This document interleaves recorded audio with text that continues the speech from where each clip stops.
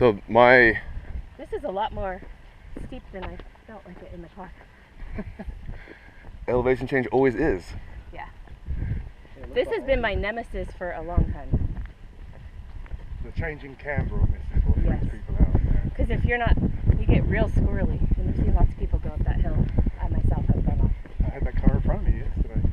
Was it the Porsche that ended up backwards over here? Not the Porsche, the red sparkly car. I can't remember what. On the cool down lap? No, it was. I mean, they recovered it. Also, I think they were in their mirrors. Ah. They saw me coming, and I wasn't closing quickly, but You were there. freaked out, lost it here on the camber change, and went up the dirt.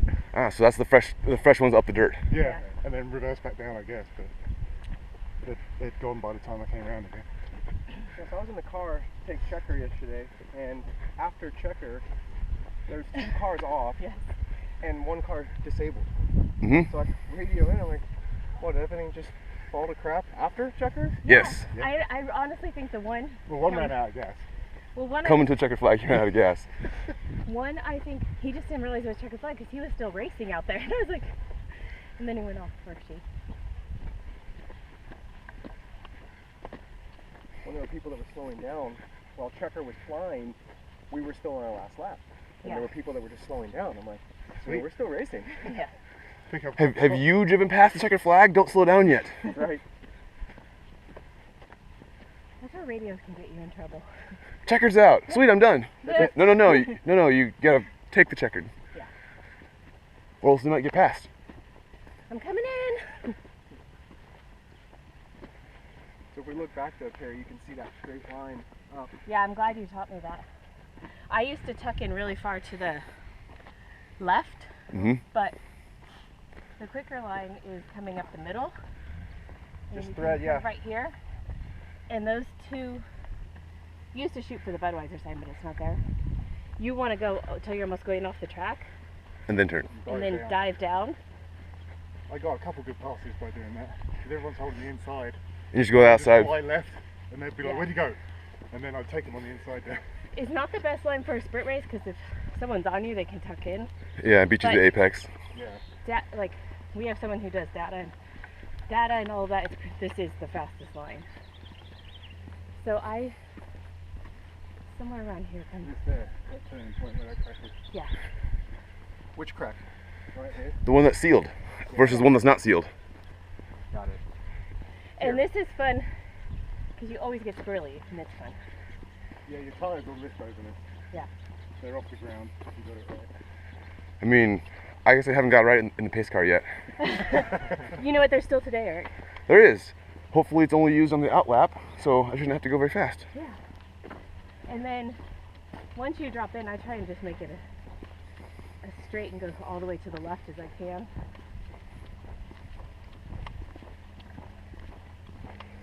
One of the things that I asked my guests on the walks are typically 3 questions. 1, your first memory of motorsports. Like what built the interest or what didn't build the interest initially, but the first thing that you remember about motorsports. Just in general. Well, for me, it was probably Formula 1 as a kid, back in England. Senna and Prost In the battles they had. Mansell with the Williams with the adjustable suspension that got banned after a year. All that stuff. It's fantastic. And there was a lot of, actually, I also really loved the, when I was a kid, was the Touring Car Championship. British car? Yeah, BTCC. It was so much fun seeing like the Renaults and BMWs and Mercedes all and some Volvos. bang indoors. And some Volvos, right? Oh yeah, there's Volvos, yeah. First car out when I could afford it I bought was the Renault Laguna. Ooh. 3 litre V6. That was a great car. A ton of fun. It would always beat the Beamers in the dry, but in the wet it wasn't very good. And the next person for the first memory of motorsport? Oh, sorry. That would be me. Honestly, I did not. I grew up with a dad who's a gearhead, but I had no. Racing was not on my radar at all until I was like 41 years old, and then our mechanic invited us to this track for his race, and I did a half-day track day in HPDE in his race car with an instructor, and I liked it. and I've just kind of, ever since then, kind of fall in love with the sport because of the constant battle against yourself, just trying to improve yourself. Like, I really enjoy that part of it. And things that I said I would never ever race Becky 30. I said I'd never ever race wheel to wheel, and I do both now. It's a good addiction, right? Yeah. Yeah, I think it more found me than I found it. I was definitely not looking for racing by any stretch. So it sounds like you started a year before Kathy did then. Because I think Kathy said she started when she was 42.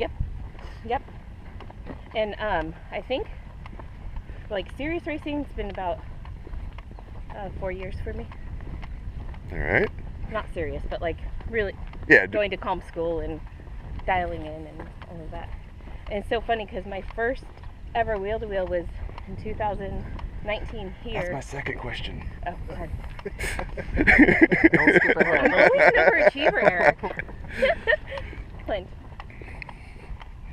So, my first car at age 16 was a 64 Chevy Nova, and it forced me to start tinkering on it, right? 16, you have no money, you got a car that's, 40 years old, and you just start getting under the hood, start learning about it, and just get appreciation for the car. And I always loved driving cars, always loved performance vehicles. I had a 91 5-liter Mustang, and just always liked performance vehicles going fast.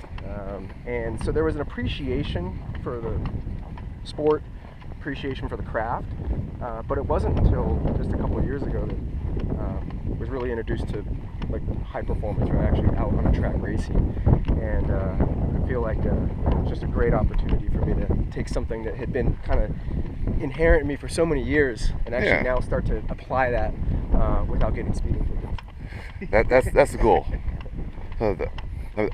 When I started doing this, I was driving too quickly on back roads and with a bunch of cars, and I figured out that if I needed to drive with two hands, because we're going that fast through the corners, that somebody on that drive was losing a car.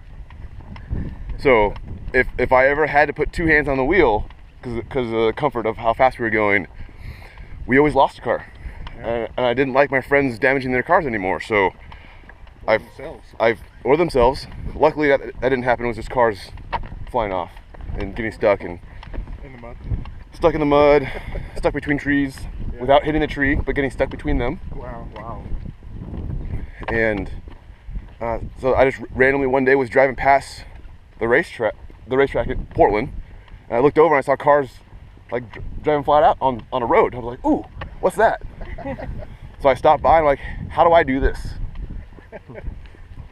I'm not the most outgoing unless it's about cars. So for me to like reach out to a random stranger and be like, hey, how do I do this? And they're like, well, you gotta be a member of a club and you gotta come on a track day. So it happens the next day with a track day. So I came back the next day and be like, how do I do this? They're like, you gotta be a member. So I paid $30 for the membership. Nice. And I got in, and they hooked me up with an instructor with the exact same car as mine. She was actually very nice and was very uncomfortable with the speed that I was going in my car because she had no idea who I was. Right. Me as an instructor, I always hate that. When I have a random person that I have no idea how good or bad or how much experience they have, and they're driving close to the car's limit. You should probably be on the end. So said to slow down. I listened, and even now, years later, she's actually come to me for help for different type of instruction things. Oh, nice. So that was pretty cool.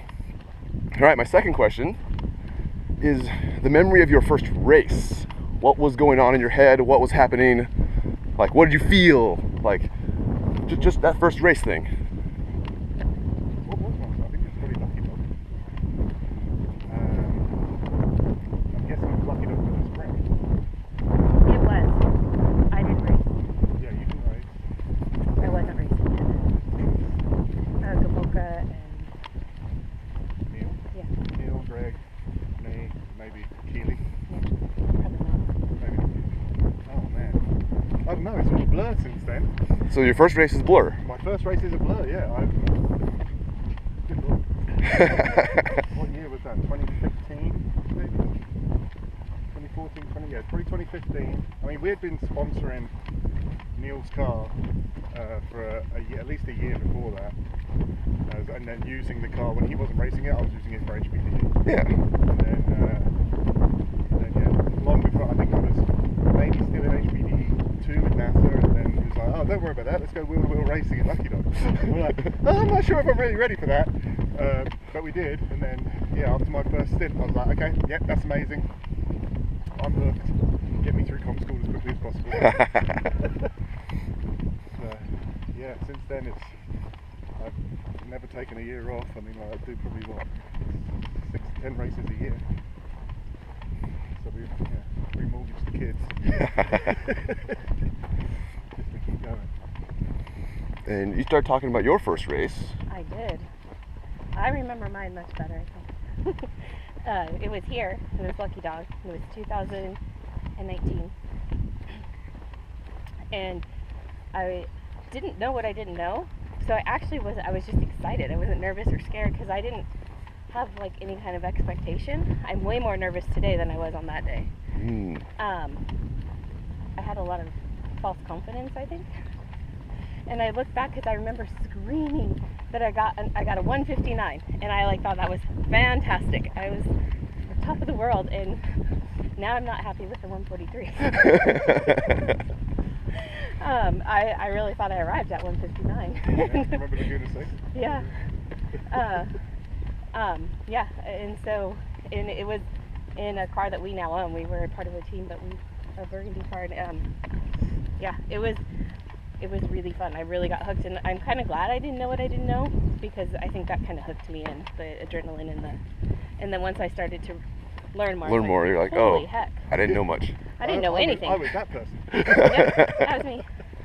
I was the girl who's like, go on by, I'll pull over. Yeah, going offline all the time. Yeah. I didn't even know what a line was then. Just stay on track. Yeah, go out and go fast. Yeah, I was just super excited to race at that point. Like, yeah. Awesome. Your first race?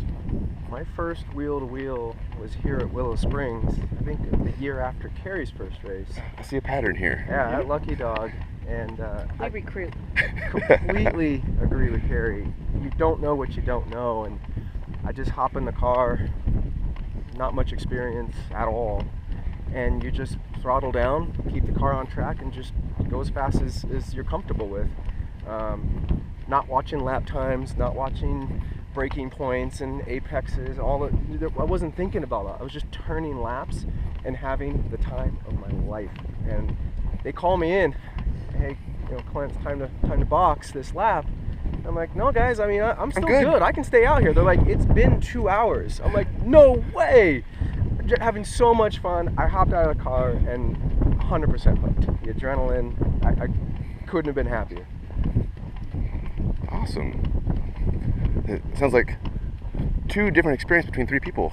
Yeah. Like, one may have been overwhelmed and just in a fog of how awesome it is to race for the first time, and the other 2 are actually remember being in awe of how awesome motorsports is. I think it's like that first race, for me at least, is like, if all these people have the confidence to put me on the track, then I'm just like, it was like, What could possibly go wrong? well, yeah. And now I have a whole different perspective, but that I kind of just like, well, they're letting me out. It must be great. Yeah, well, one of my friends I got to race last year for the first time, I think, with basically no track experience beforehand. And his very first session, he's like, sensory overload.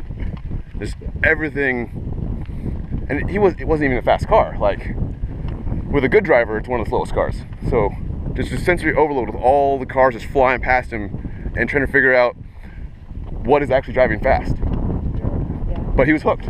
Like, even though sensory overload, and it's all he remembers from his very first session of the first race, is he was hooked. Right. He remembers the second session.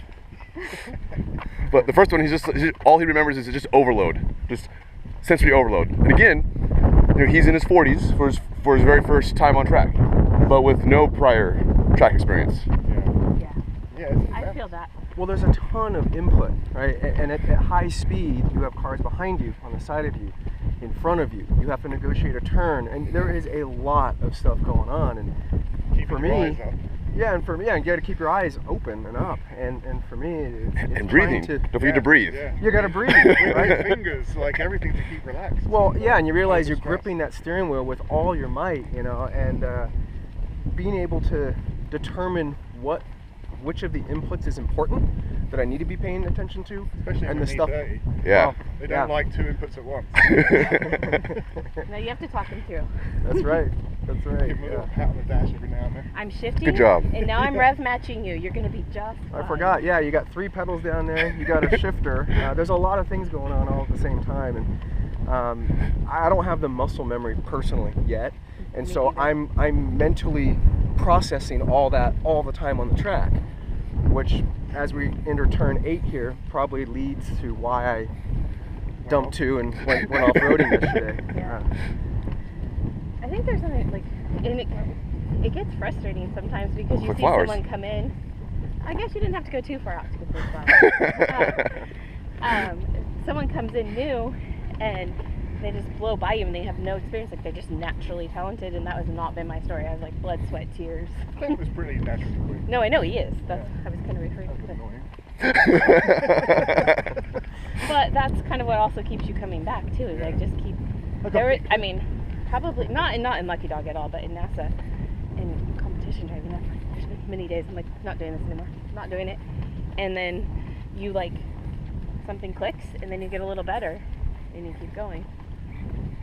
There's always something to improve. There's always something to get better at. I mean, I'll turn my PR, right, and then I look at Race Hero and I realize that the same car, I missed same that. spec, Like, right? Or you'd be like, is 4 seconds shorter or 4 Yeah. seconds, less. So I have to go find 4 seconds if I'm going to be at the next class or the next level. And it's not all 4, right? How do I trim 1 second? Where is that at? Yeah. That's where, Kerri, you mentioned data, right? Data is Yeah. huge because you can realize where you can make up time. And it's encouraging. You can see like if I actually did this, and this on every lap that I was doing, I did it one time.